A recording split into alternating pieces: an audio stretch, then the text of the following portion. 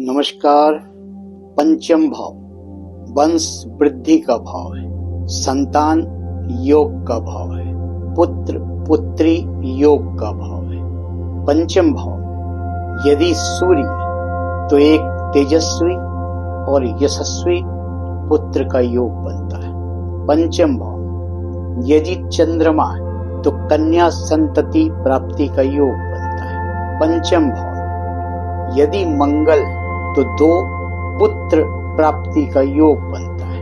पंचम भाव में यदि बुध है, सम राशि में है तो दो कन्या का योग बनेगा। विषम राशि में है तो पुत्र का योग बनेगा। पंचम भाव यदि देवगुरु बृहस्पति है तो दो पुत्र योग बनेगा।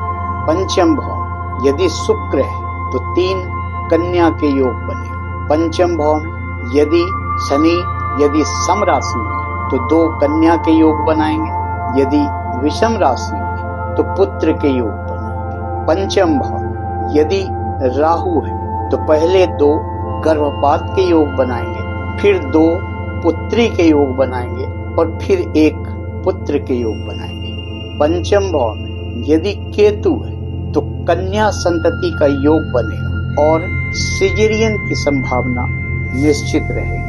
आपकी कुंडली में पंचम भाव में कौन से ग्रह बैठे हुए हैं